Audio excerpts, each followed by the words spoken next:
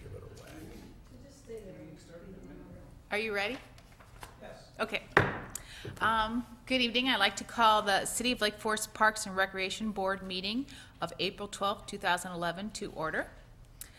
Welcome all for coming on this beautiful evening. It's nice to see sun.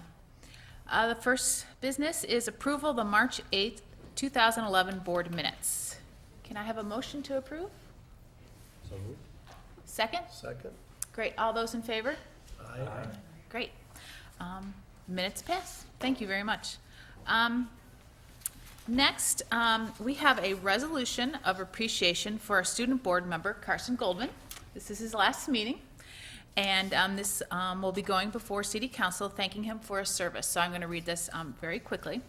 Resolution of appreciation. Whereas Carson Goldman has served the City of Lake Forest as a student member of the Parks and Recreation Board, May 2010 to April 2011.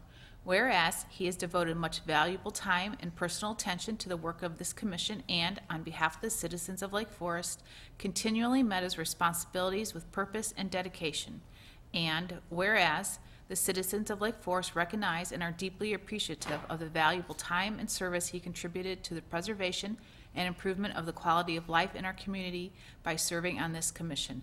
Now, therefore, be it resolved that the City Council of the City of Lake Forest, Illinois, hereby expresses the profound gratitude of the citizens of Lake Forest to Carson Goldman for the loyal and faithful public service he has given by means of this resolution, which shall be spread upon the permanent records of the City Council. It will be adopted by the City Council of the City of Lake Forest this 18th day of April 2011. Thank you very much, Carson. Thank you. You've been a wonderful addition to our board, and we will miss you, but good luck next year. Thank you very much. Thank Really you. appreciate it. So Thank you. Good, I'm glad. I hope you had a good time. and- absolutely. Yeah, Great. learned a lot. Good, wonderful. Thank you so much. Thank you. Okay, next, Waveland Park tennis bid, presented by Superintendent Dan Reeves. Good evening, Chairman Ford, members of the Park Board.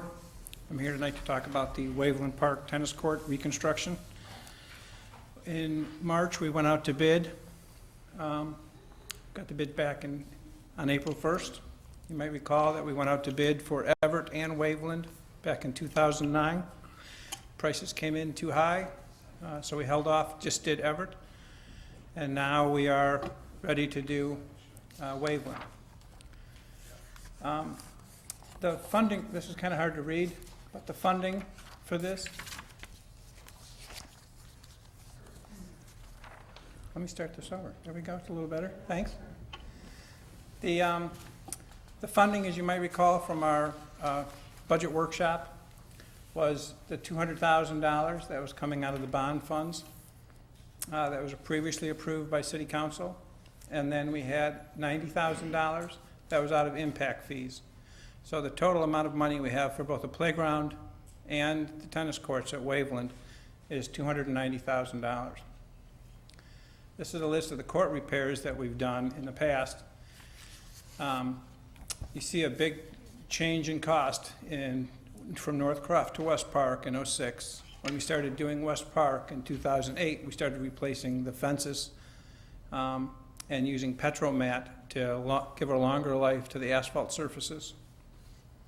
The fences that we use are starting to rust, since most of the people who play tennis, a lot of people anyway, use white and complain when they lean up against the nets and get dirty. We're going to be using a coated fence that should be a lot better. In 2008, we also started to notice that with the price of oil rising, the price of blacktop skyrocketed and has been climbing ever since. The disparity between Everett and West Park is that Everett was 5 courts, where West Park is only 4. We haven't done South Park, and the bid that we have for Waveland is $122,691.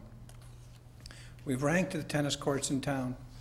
The number 1 ranked court is West Park. Number 2 is Everett. Number 3 is Waveland. You can see we have listed on this chart that the tennis courts that have leagues, lessons, or are used by the school are marked as more important. Gives the tennis court a higher ranking. those tennis courts either bring us in money or are more heavily used. Can I just mention with that, Dan, this was a kind of a chart that we used before some of the board members that are currently on, were part of when we started looking at this really about 4 years ago, how to approach our tennis court replacement. So it was developed out of board feedback at that time, but some of you, this is a new kind of approach that we had to that, so. This is a picture of the WAVELAND tennis courts before they were crack sealed. Actually, they were crack sealed. You can see where the lighter color is. This is the second time they were crack sealed. They've been crack sealed since then. And if you were to go out there today and take a look at them, they don't look too bad.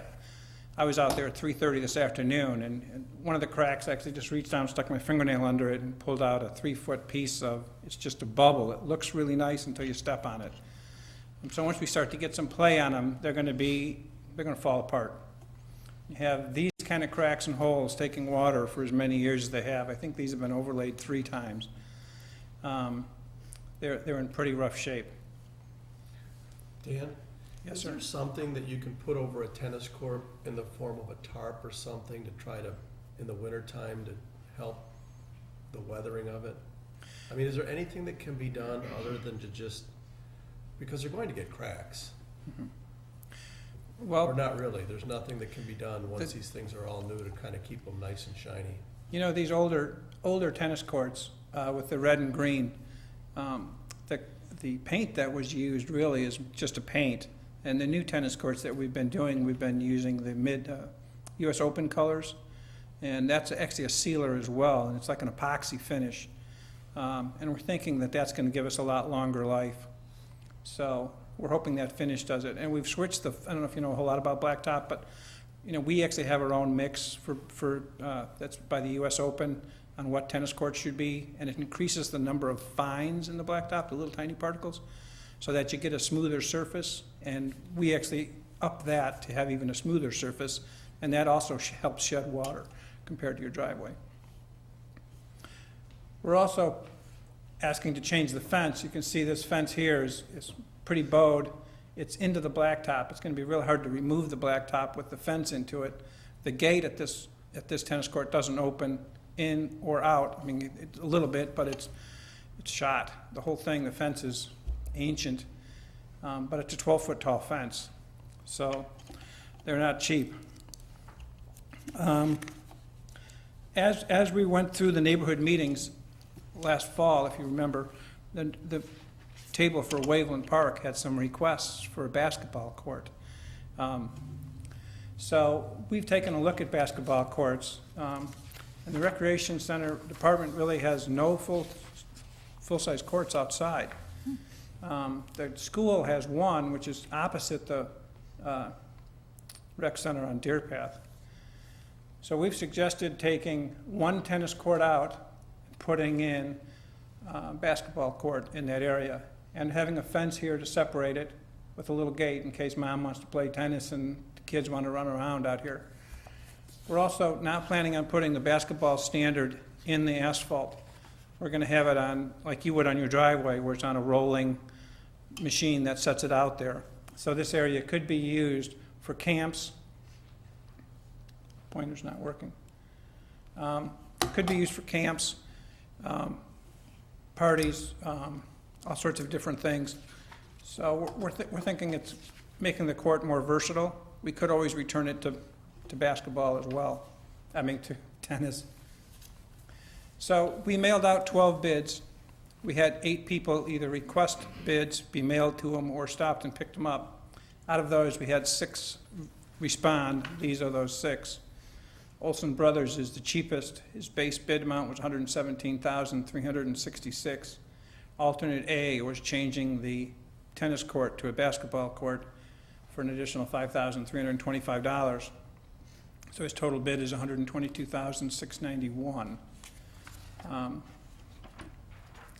And that money would come from the general bond obligations, where there was the $200,000. Dan, why does it, changing one of the courts from tennis to basketball cost $5,000 more? The pointer's coming on. This right here is another 12-foot chain link fence. Okay. This is a gate, this is a gate, and then this coloring is different. So there's an additional cost for a non-standard tennis court. Okay. That's Does it really the include cost difference. Does it include the cost of the basketball hoops? No, it does not. Dan, is that at the east end or the west end of those courts? That's at the very far west end. And that was specifically, we thought would, be the furthest away from the residents' homes that are in that area, and Dan did speak with the homeowner immediately adjacent, she was fine with the basketball court as an option, actually thought it'd be a nice addition, so, Will the landscaping remain, the bushes at that, aren't there bushes at that side? go ahead. There are, and it's gonna all remain. Okay. So it'll be a nice place to play basketball. And with the same type of surface that we're using on the tennis courts, we're using on the basketball, it'll be a cooler surface, and it won't, if you play basketball a lot on asphalt, it mars the ball. This will keep the ball clean the whole time you're playing. Dan, is having 3 courts instead of 4 negatively impact the leagues that use WAVELAND? We've Anyway? talked to the rec center, and they all seemed fine with it. Okay. So, yeah, I don't think there is any impact. So again, going back to the bids, these were the bids. We're asking you to recommend to city council approval for the to take the low bid out of this general obligation bond. We want to, before we ask for the full amount, we want to have, when we have the neighborhood meetings, talk about the playground. We're going to bring up the basketball thing. We want to make sure the neighborhood's behind it. So we'd like to have the caveat that if we want to spend the other $5,325, if the neighborhood wants it, we can.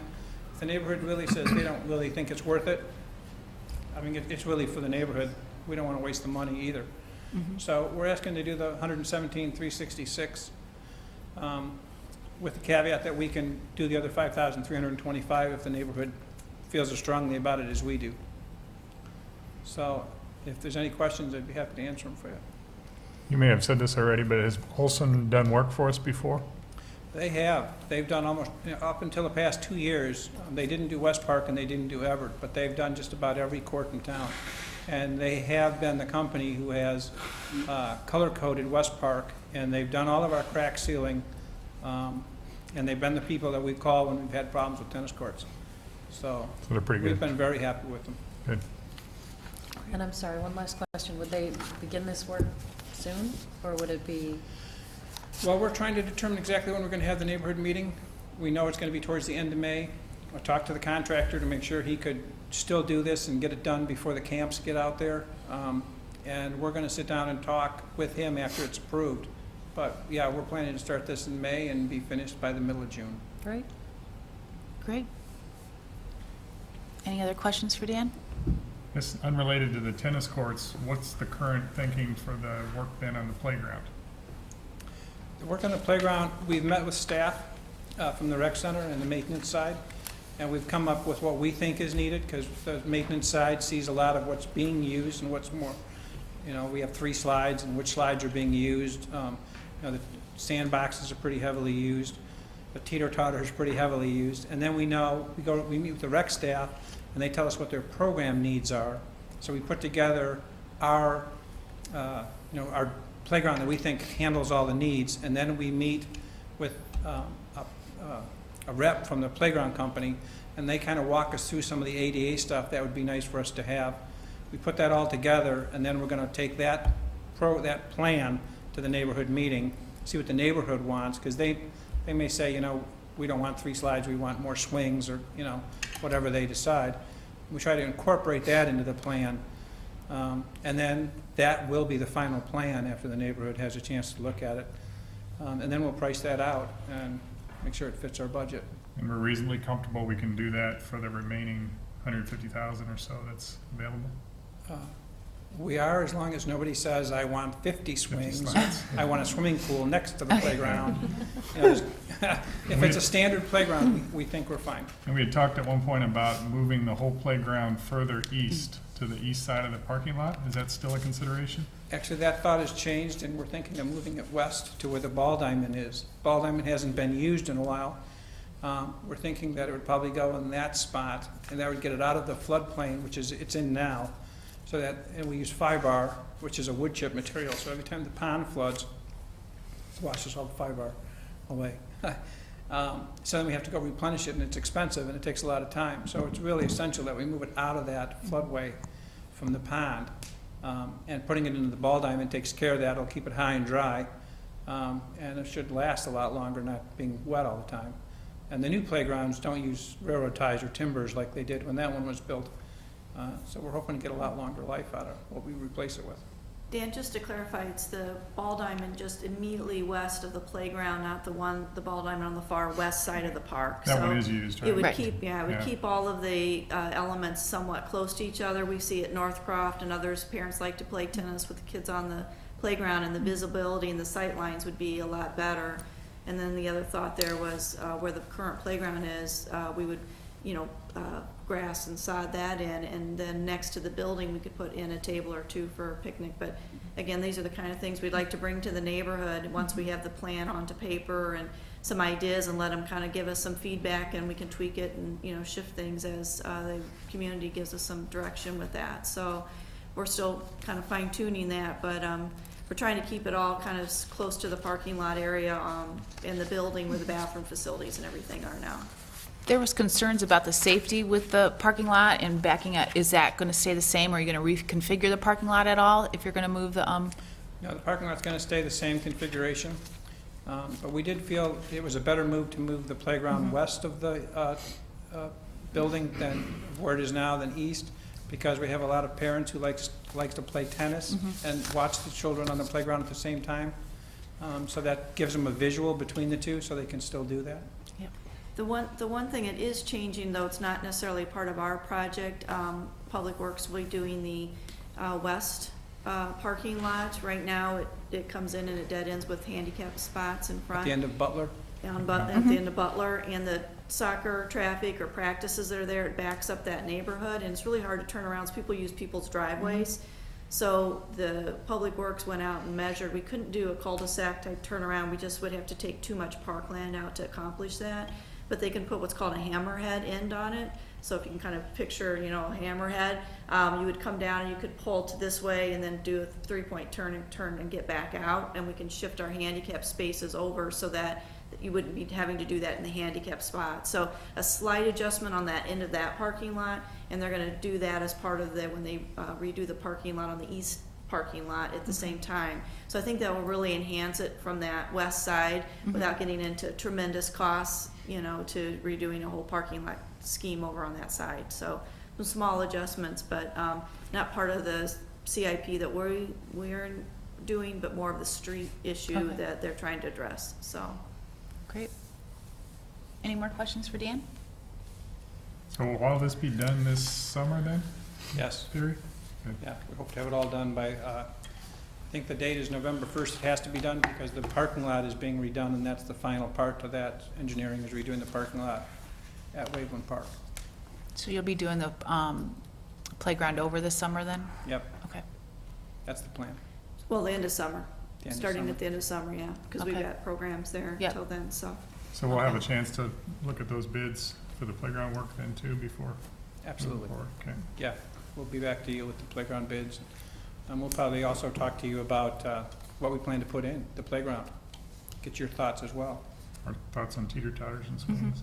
Yeah, Which like a Stand 12 by foot- better, just stand by. Yeah, 12-foot teeter-totter or 10-foot or, yeah, there you Our go. tentative timeline, because we're trying to wait to see how quickly we can get the design done back from a company, is to have the public meeting with the neighborhood, out in the park. We'd like to actually hold it out at the park, and, inclement weather, we can go inside the little pavilion there, towards the end of May, and then bring the design to a public meeting in June with the park board in case there's other comment, because the playgrounds are, quite honestly, a lot of parents go to all playgrounds in town. So make sure we give a lot of opportunity for anybody to come either to the WAVELAND playground meeting or come to a public meeting here. And then we would go to bid and then, bring the bids back to park board and city council, and hopefully do the work starting, as Dan mentioned, August. And that way we have plenty of time to get it done before weather turns and the parking lot has to be done, so. Great. Let's not talk about bad weather yet. Yeah. We're finally getting good with it. Yeah. All right, if there's no more questions for Dan, can I get a motion to approve the recommendation to the city council? So moved. A second? Second. All those in favor? Aye. Opposed? Great, the motion passes. thank you very much. Thanks, Dan. Dan, Thanks, thank you Dan. very much. Next on the agenda is Stirling Arts Program Report, presented by Dan Deuel.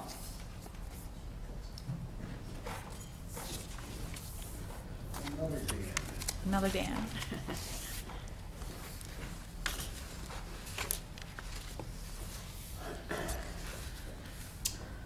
Thanks, Dan. Hello, people. I'm Dan Deuel, Program Manager with the Recreation Department, and I'm here to talk about the Stirling Hall Arts and Activity Center. I guess the first thing I want to do is, by way of a show of hands, how many of y'all have been to Stirling Hall Arts Center? So everyone, okay, well, you've been there, and that's a good start, because as you know, it is back there at in the cultural campus, which is a beautiful setting, and it's kind of tucked away back there in the woods. And part of the reason we want to give the presentation tonight is to bring out awareness, certainly for you, and then the thousands of people that are watching at home on television. Tens of thousands. I'm always happy to talk about Stirling Hall because it has been kind of a labor of love for me. I started with the Recreation Department back in 1998, and at that time we had one tiny little room in the rec center, and that was for all of the visual arts programs. And when Fred Jackson brought me on, said he really wanted to start an arts program for the department, I said, well, we've got to do something about the space we have to work with because we really don't have anywhere to work with. Well, after the Blue Ribbon Committee that was started by the City Council when the city acquired the Grove property, Fred Jackson and I went out to the property and determined that Stirling Hall would make a fairly nice art center for us. It had the adequate space and it was a beautiful setting, so we moved forward from there. But what I'd like to do is give you a little bit of background, if I could, about the property and Stirling Hall. You know, it was called the Grove School for many years, and I think most people in Lake Forest, certainly people about my age, would know it as the Grove School. But long before that, back just shortly after the turn of the century, that property started off as the Ridge Farm Preventorium, and that was a facility that they felt would help stem the tide of the tuberculosis epidemic. Back then, tuberculosis took the lives of one of every 5 deaths in America was attributed to tuberculosis. They called it the White Death. And so it was not a sanatorium for people with tuberculosis. What it was set up as is a place where they could bring children who were at risk of contracting the disease. And what they did is they brought them to the Ridge Farm and taught them proper hygiene, good nutrition, and lots of fresh air. So what they were doing is bolstering their constitutions. They were getting them ready to go back to wherever they lived and get them in better condition so that they could stave off tuberculosis. This was all done with private funds. A group of prominent Lake Forest citizens raised the money to start this. And let's see, on the next slide, this shows where the property is at the far east end of Old Mill Road there, and you've been out there, so you know. And of course, the other buildings that were out there at the time that the Historic Preservation Commission deemed the buildings historically significant enough to save. So, I mean, the City Council could have voted to tear down all the buildings and sell it to a developer and so forth, but with their farsightedness, they knew that if we did something with these buildings, that generations to come would be able to benefit from the buildings that were out there. The Ridge Farm Preventorium is on what is, I think, 26 or 27 acres out there, and it's adjacent to North Croft Park, right across from the Heller Nature Center in Highland Park. So it is a beautiful greenway. You're out there, you feel as though you're almost on a small little college campus, so to speak. The architect for a number of the buildings out there was Edwin Clark, and he was a renowned North Shore architect. In fact, he's the architect who designed our library in town, among a number of other prominent buildings on the North Shore and in Chicago. Part of the history of the farm, it was established in 1914. At that time, it was mostly wood frame buildings, but in the late 20s is when Edwin Clark designed the buildings that were the brick buildings, and that started. Shortly after that construction started, well, the stock market crashed, and a lot of the funding dried up, and so there were actually plans. And I've seen them down at the Ryerson Library at the Art Institute, that there were going to be 6 more buildings the same style and size of Stirling back along that north lawn that is just north of the building. Shortly after World War II, streptomycin was developed, and so essentially a cure for tuberculosis was established. So the Ridge Farm was changed over to treat children with emotional issues. And then in 1965, the folks that started the Grove School took over the property, and it was that for many years. It was a facility that helped children with a myriad of different disabilities, mental disabilities, physical disabilities, and so forth. In 1995, the Grove School closed because their funding dried up, which was primarily from the state, but it dried up. The city purchased the site in 1997, and shortly thereafter established the Grove Cultural Campus. We then, the Recreation Department, I should say, developed a plan to renovate Stirling into an arts center, and in 2002 we opened up our doors. There was a lot of work involved, though. Let me tell you, we had to take out the asbestos, of course. I mean, we basically had to gut the facility. Now, we took $800,000 from the Park and Public Land Fund at the time and used that to renovate the buildings. And in it, we have 5 studio classrooms, along with a glaze studio and a firing studio. And I've got some pictures here that I'd like to share with you on the inside. Studio 3, this is a studio that is used primarily for hand building. That's the slab roller that is in the main part of the picture there. What you see on the walls there, not the poster, but at the left end of that, are test tiles, so the students can see what type of glazes and what kind of finishes the ceramics will have. This is our throwing studio. This is kind of a cropped picture, but we actually have, I think, at this point, we have over 14 or 15 wheels, and so one room is dedicated just to the throwing pottery. In the middle of the building is our gallery, and it's a nice sized room that when we do have shows and so forth, there's holiday sales, that sort of thing, that's where we host that. And it's also used for workshops, or if we have a lecture series or things of that nature. It's also a multi-purpose sort of room. We also do some of our drama classes out there as well.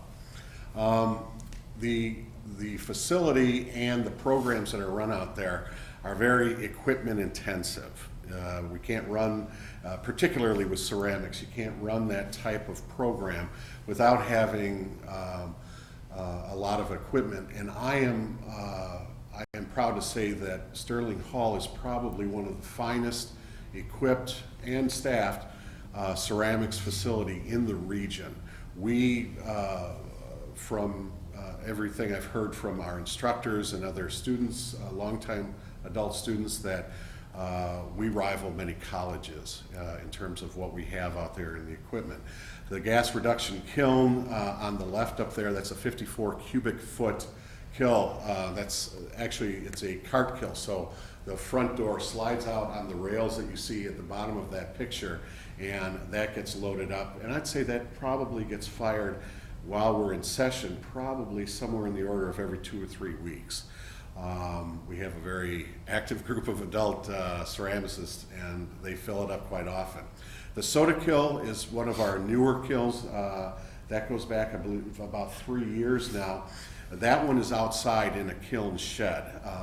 That's the sort of firing technique that while the pieces are getting fired, there is a soda solution that is applied to the ceramic pieces being fired, and that gives the pieces the texture and the glaze look that you see, which means that every piece that comes out of that particular type of firing is unique unto itself. Whereas the gas reduction kiln, you could make plates and bowls and cups and what have you, and they could be exactly the same one after the other. Whereas the soda kiln, you have something unique, and you really don't know how it will come out until you open it up and take a look. We also have the low fire electric kilns.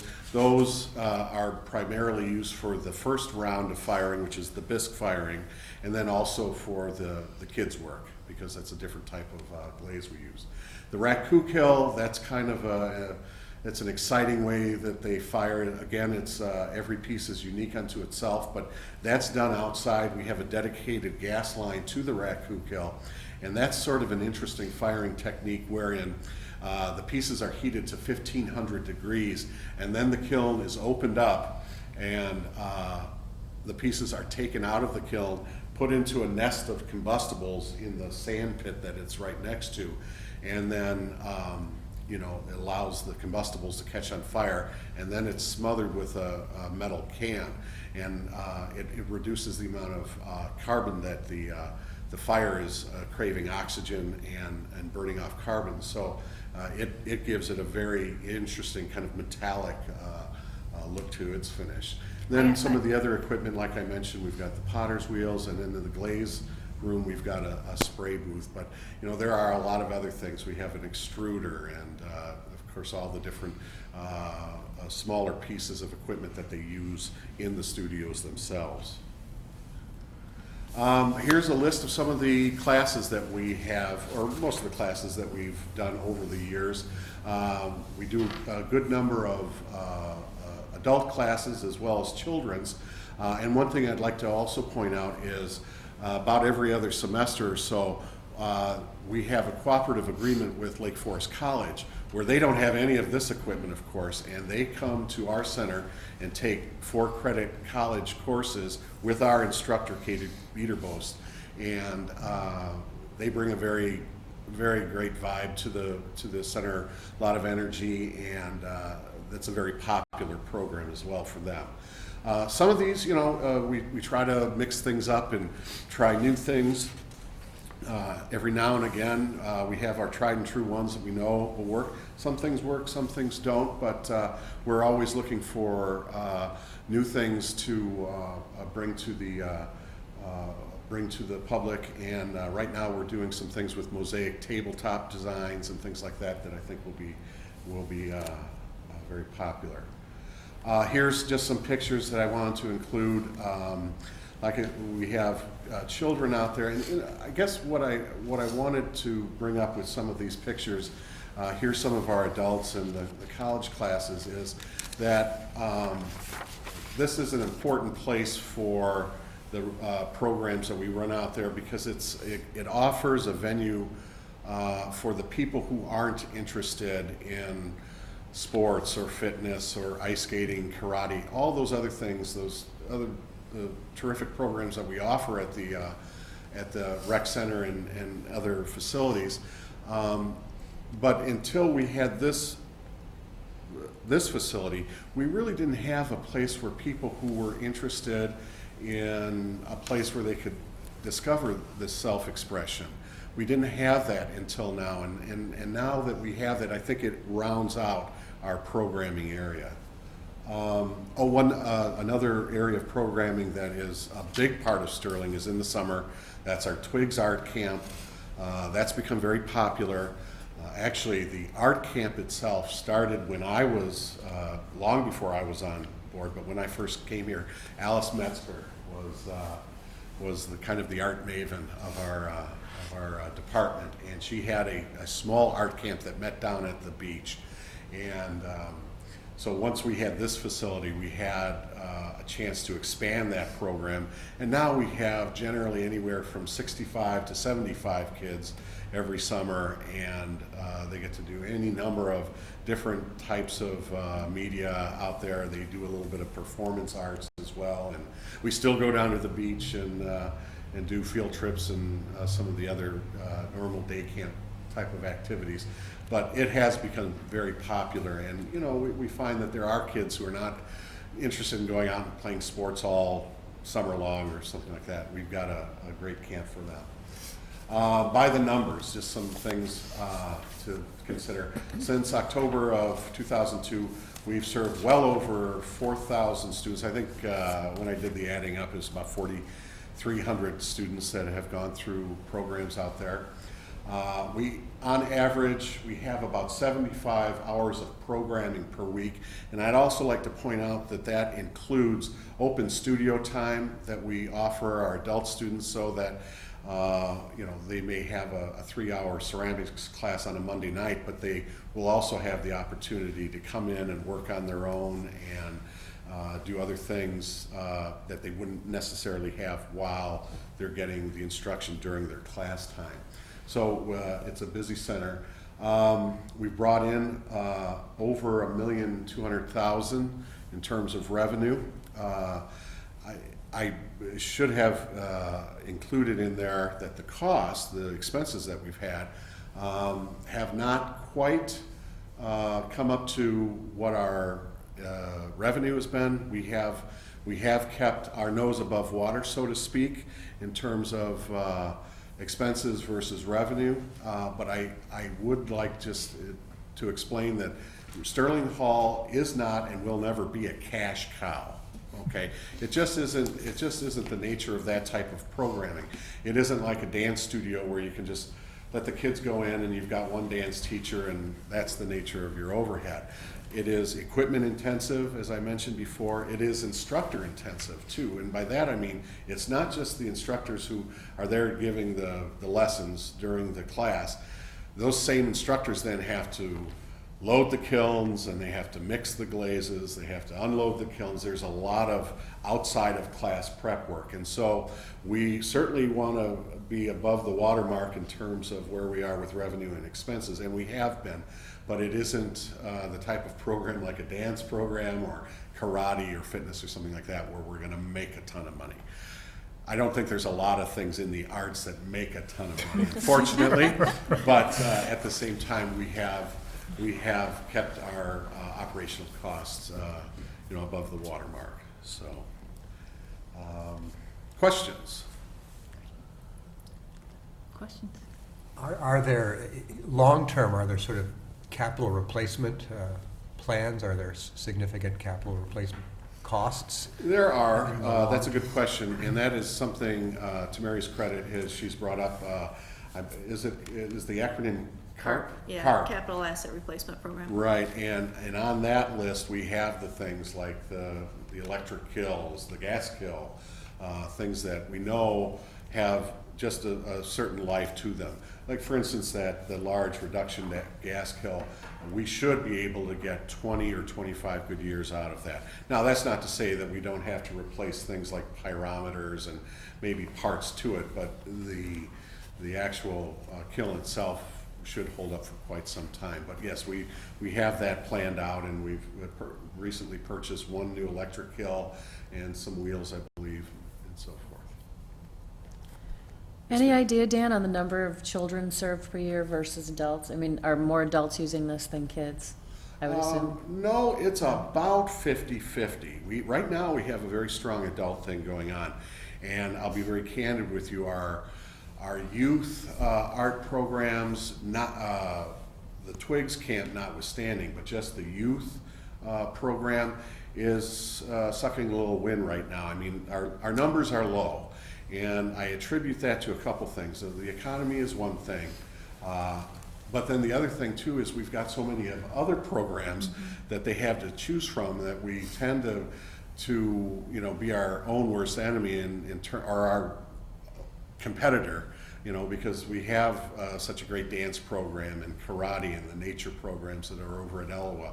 So they have a lot to choose from.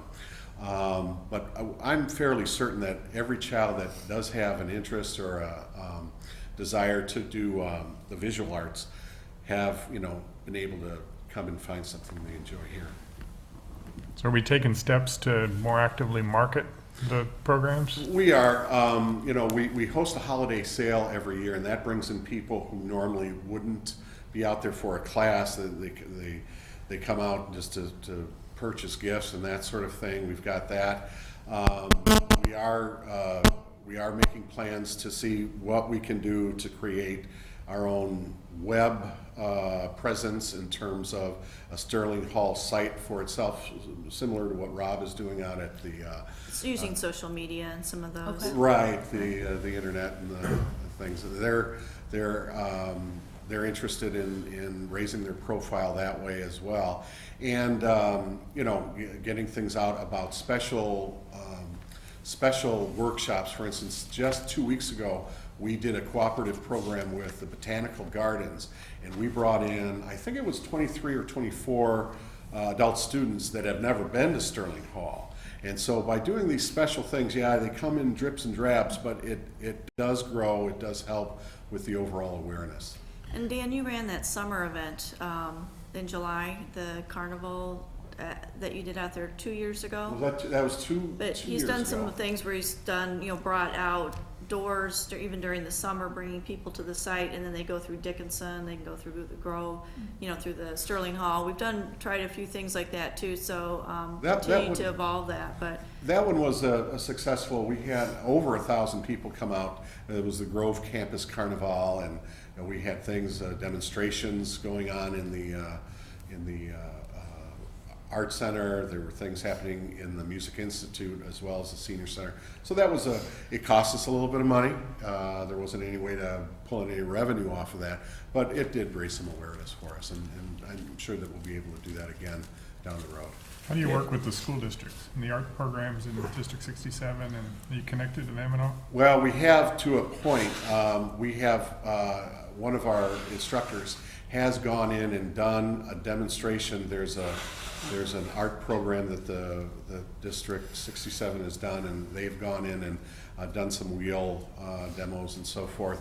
And then we also host birthday parties and scout related activities where scouts can come in and learn about a pit firing, or they can get a badge in arts and crafts at our facility as well. Dan, there are a lot of facilities where families can go and paint pottery, and then they fire them. In the evening, some of those facilities, they'll have where you paint pottery, and maybe they have wine tasting or something. I mean, is there something, because you drive past Color Me Mine, I mean, there are a whole number of places, and it's actually very relaxing.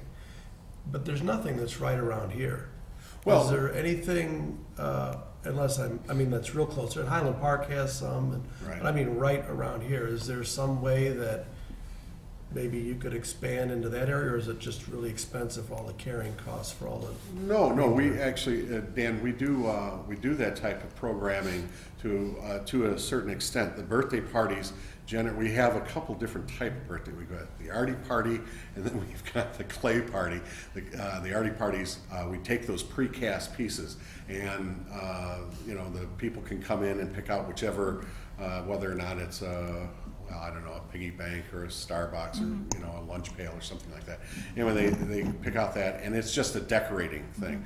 And actually, we are going to be doing that sort of thing coming up with the new senior director at the Lake Bluff Lake Forest Senior Center has asked us to see if there was a way that we could involve some of their participants, not on such a involved level where they're actually throwing their own pots, but where they can go ahead and get some precast already made platter or serving dish or something, and they can just decorate it. And we have been doing some of that and be doing more of it. I think what's really interesting about Stirling is that a lot of our facilities really count on the young children in order to make the facility financially most viable, and then you have a few scattered adult classes. And I think it's interesting that we're a little bit, we're the flip of that, or we're least equal with our adult classes. And I think that really kind of like illustrates a lot about our community, though, too, and that we are seeing that arts go through all ages, and that they do value that here. And as we've seen with our recent, census, and we've looked at that, is that, we do have an older community here, and adults are, it's an important element for us to have adults involved in this recreational experience out there with what we're doing. And, it is a really fun group. They have, the night classes, they have potlucks in addition to their ceramics. They go out socially together after classes. They do all kinds of Saturday gatherings, and they go up to different retreats in other parts of the, Midwest together. And it's a very dynamic and interactive group that just seems to keep building out there. And I think that is a unique niche that we have been successful at. And now we're kind of doing the reverse and building in the kids programs. But I think that will come, especially the Twigs camp. Just in the 4 years since I've been here, it was, half full when the first year I was here, and now it's with the waiting list. So I think it's getting there, but it does take a little bit of time to build the arts, and it is challenging because you don't drive by that facility every day and, get visual cues as to go there. So it does have more marketing needs than you would think. Oh, yeah, it certainly does, because it's a double-edged sword. It is tucked away, and a lot of people don't know it's back there. However, the people that do know what's back there absolutely love it because it's Tucked in away. such a beautiful setting. So we are going to get more students out there. I'd just like to bring up a point about the youth programs. That one can tend to be a cyclical thing, whereas it's a seasonal thing. In the fall and winter, we'll have larger classes, but then, for instance, right now, our numbers are kind of low for spring because kids are wanting to get outside, and they want to do the soccer or the baseball and that sort of thing. So it's something that we've encountered before year after year, and we anticipate it. Well, you have a fantastic staff out there, so that's nice to part of hear. it too. Thank you. In addition to great facilities, I've never heard a negative thing about any of them, and my kids sure love them. So good job. Any other Any other questions? questions? Well, then the last thing I want to do Gifts? is, see, I'm from the school of thought that says Diva is something. Now, these were made, there's one for all of y'all. These were made by Nice. Katie Biederbost, who is our Oh, ceramic thank you. artist, or ceramic coordinator, I should say. She even has a Go. fancy Wrinkles turn. signature. Thank you. So which kiln was used for this, Yeah. Dan? Sure that you get those to Bob. Dan? Sorry? Which kiln was used to make this? That would be the gas, the Guile 54 cubic foot gas reduction kiln. Never would have guessed. Wow. Thank you. Beautiful, thank you. And those, I've got to be honest with you, she didn't make them for you specifically. I got to be honest. But when she's doing demos for her classes, so you imagine she's got quite a collection of things piled up. So I asked her if she had some extra cups, and she said, "My God, do I have extra cups?" So we'll bring some in, and I know some people that would enjoy them. So any other questions? Nice presentation. Thank you so much. It was so informative. I had no idea about the history of Grove in Stirling Hall. Thank you very much. All right. On to our director's report. Mary, you have quite a report to follow. I just have a couple things. One is, I want to mention that I've been having recent conversations with the new director for the Lake Forest Open Lands, John Centel. And I know, Kurt, I think you've had a chance to recently, have a conversation and chat with him as well.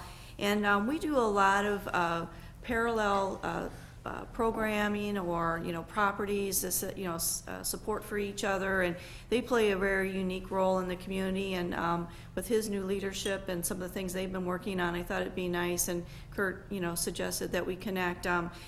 We've invited him to come to the May Park Board meeting to give us a little bit of background on Lake Forest Open Lands. So we'll do a program report probably, as well as have John here at that meeting as well. So I think that will be a great opportunity to share with the community too, how we all work together and you know, help Lake Forest Open Lands kind of share with what they do that's different than what we do.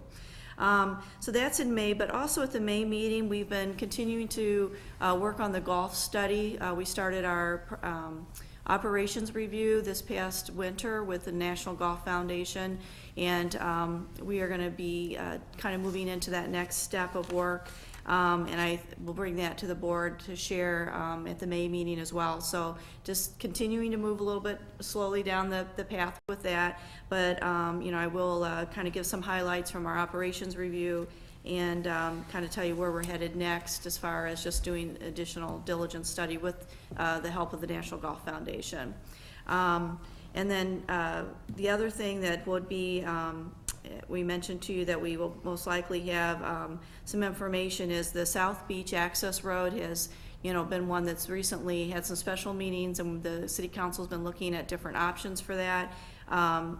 Hopefully, the intent is to we heard different feedback on different topics on this, so the city staff, the engineering department in particular, has formed a small group of what they would call the key professionals that were suggested out of some of these meetings, as well as professionals we've been working with, whether ACOM Engineering or Sabika and Associates, to work with the staff to just revet the options to see if there's anything that might even be a hybrid between the ones that are under consideration, to come up with maybe a little different option to give that would have more consensus for some of the concerns that have been down there at the lakefront. So hopefully this group will be meeting in the next week or two, and they're going to be bringing back this potential option. So I think at the May meeting will give us a chance to share it with the park board and with the community, and we'll have a better sense too of if the timing of the project and if that's going to impact our boating community or lakefront users who drive down that road.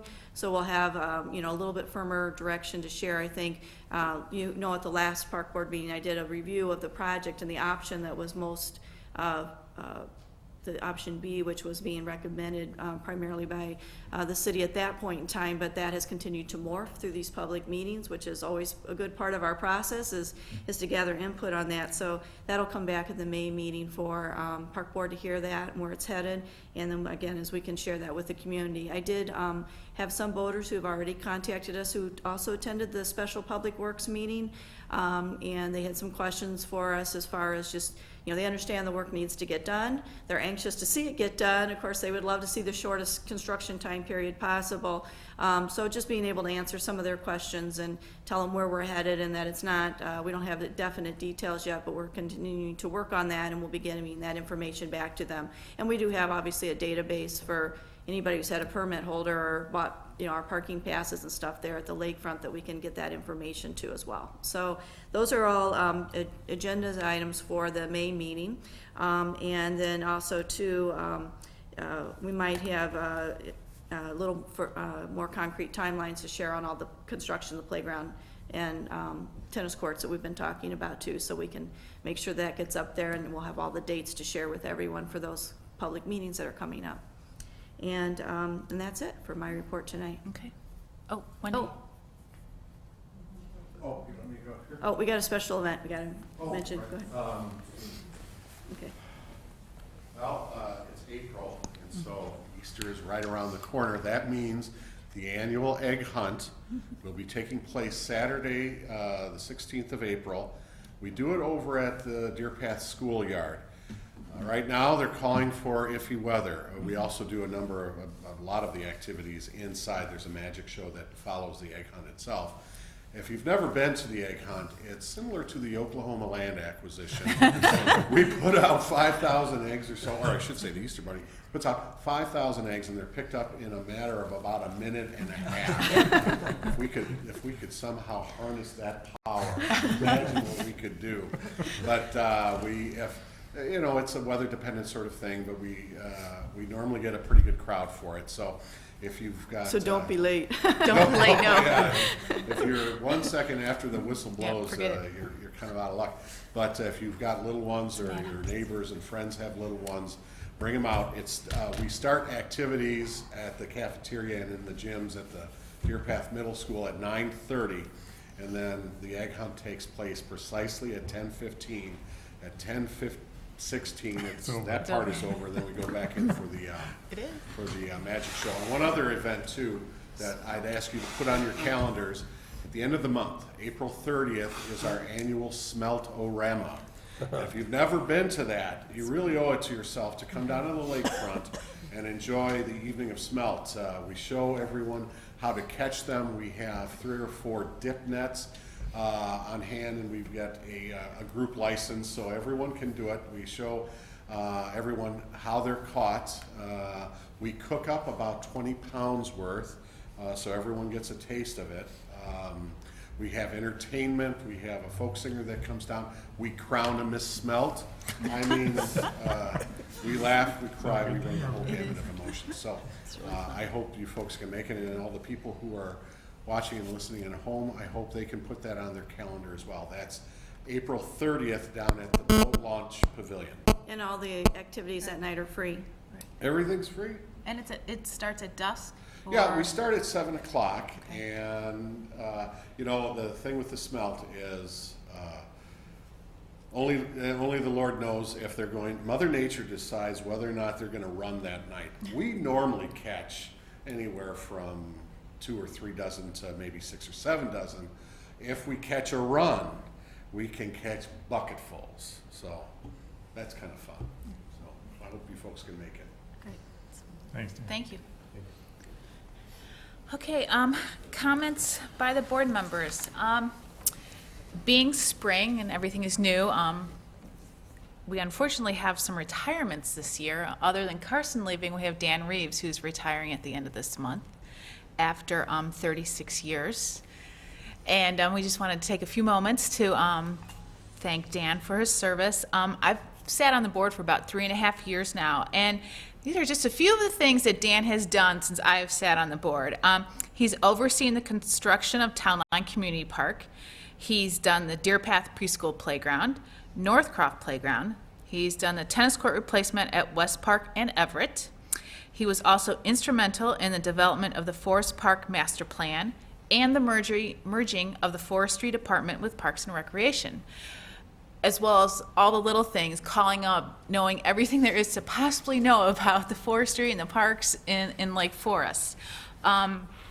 One of the perks I felt sitting on the Parks Board is getting to know the staff members. I've known a few people like Wendy and Joe. I see them all the time, but it's getting to know the people that you don't always see, that you don't always have contact with, and Dan Reeves is one of them. And I'm so glad that I met Dan, and I will truly miss him. And I think the city of Lake Forest owes Dan a huge debt of gratitude for everything he's done, and the city of Lake Forest is a better place for having Dan with us for these past 36 years. So on behalf of the board and myself, we will miss you, and good luck in everything that you do, and we hope to see you a lot in the area. So thank you, and I will miss you.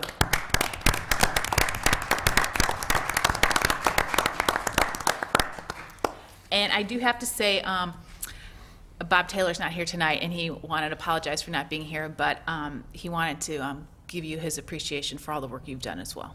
So, thank you. So, I don't know if anybody else has any comments or anything? Okay. Opportunities for the public to address the park board. Our only public? Okay. If you'd like to, please come to the podium and state your name and your address, please. Thank you. My name is Rami Lopat, and I live at 410 East Woodland Road in Lake Forest. And that was so amazing. I can't compete with that. Do landscape design. Next time I'll bring you a potted plant, I promise. I watched your last Parks and Rec meeting on my computer, and to be honest, I was disappointed not to hear more questions on the Forest Park South Beach Access Road project and other topics such as Elloa Park. I thought it might lead to an interesting conversation about park privatization, and I encourage you to bring that up one of these days. But I'm here tonight just to encourage you and urge you to ask questions and more questions. We are watching on TV. And there's nothing too simple, there's nothing too dumb to ask and to discuss among yourselves, because as policymakers, your questions and your concerns and your ideas are probably on the minds of a lot of residents. So I really want to underscore that your discussions are important to us. I'd also like to say that over the past year, like many other residents, I've taken a real interest in Forest Park. There are, as you well know, there are 3 major projects going on in Forest Park. The master plan, which is being researched and refined by a private not-for-profit group, the Bluff Restoration Program, and now the South Beach Access Road project. There's also the curb and gutters and repaving of Lake Road. In addition, there's everyday work that the Parks Department is doing and to-be-programmed maintenance work, much of which relates to planting and pruning vegetation, care of the ravines, and improving park drainage. And I'm setting aside all the recreational things that your department does at Forest Park. But for those staff members that say, city staff members, that say that the major projects have nothing to do with one another, I respectfully disagree. I've read just about everything about Forest Park that there is to read. And it is one parcel of land. So any project, any study has by default to do with the other project or the other study. For example, the master plan talks about the drainage of the South Beach Access Road. Therefore, those 2 things are related. The master plan talks to some degree about how to replant the bluff, but the bluff restoration plan and the master plan at this point disagree with each other about what trees to preserve and what trees to take out. Once again, there is relationship between those 2 things. The city's outside engineering consultants talk a lot about Forest Park and a lot about vegetation. It was a surprise to me that that would come up in every engineering report. Several studies since 1996, each one mentions vegetation on the bluff. The restoration plan for the bluff, by the way, is not a written plan. Not to say that the restoration is good or bad. I totally believe in the restoration of the bluff. But I think we should be able to see a written plan.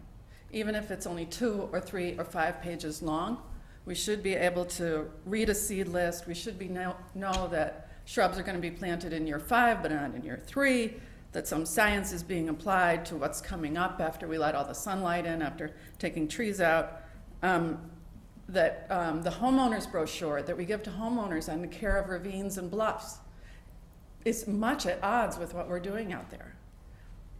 So this is what I'm here to say. I think that these projects do overlap, and I would like to know that someone on the city staff is responsible for reading all this material and making sure that we're coming up with consistent solutions. Indeed, I'd like to encourage you to work towards hiring. I know how tight the budgets are, but work towards hiring somebody to be, say, for lack of a better title, a natural areas manager for the city, or even just for the parks. Somebody who could, an ecologist is maybe the short word for that. But somebody who might be able to put together another program that I'd like to encourage you to do, which is to create a volunteer stewardship program. I'm sure that there are plenty of volunteers who would come forward for cleaning the debris out of the ravines at just Forest Park, for example, to write grants. Highland Park got a $200,000 grant to bring fish back up into the ravine stream. And I've seen those fish, and it's working, and there's people that remark on it, and it looks beautiful. To pull buckthorn, to let engineering know that there are drainage pipes at the top of the bluff that are leaking down the soil that's eroding. They shouldn't be doing that. To plant where there's bare dirt by the bicycle rack. To pull out erosion mats where they failed. To attend Great Lakes Alliance meetings. That's one person, and I know that your forester, the great Dan Reeves, are just too busy to think in those kinds of, to do in that kind of comprehensive way. It's something I think we should really try to build toward. Short of that position, perhaps just one person on our maintenance crew could be assigned to taking care of Forest Park every day, coordinating among city departments and working with volunteers. On the park's payroll is the park superintendent, the city forester, and a new position of landscape architect. I'm really happy. It's really great to see that your board and Ms. Van Arsdale supported putting a landscape architect on the staff. There's plenty of issues in town. If the Parks and Rec staff is responsible for citywide horticulture and forestry and not just our parks, I'm sorry, I don't know the distinctions between, I don't know how that staff works between the two. I would ask this board to find a way to create a written plan of landscape improvements so that the public could know the order of priority or the issues affecting our town. You know, I could name a few. What's the city's strategy regarding the replacement of ash trees? Can we wipe out buckthorn from all the city-owned properties, and how long would that take, and what would it take to work with homeowners so they wouldn't be nervous about us doing that? How can we beautify each entry to our town, including state-owned property like Route 41 and Deer Path Road? The list is long, but I think we could be more efficient, more budget and fundraising friendly, and certainly get more public buy-in if we tried to put this work program in some order. Thanks a lot. Let me know if I can help you somehow. Thank you, and congratulations to Dan. Great, thank you so much. Okay, no other comments. Can I have a motion to adjourn? So moved. Second? Second. All those in favor? Opposed? Meeting adjourned.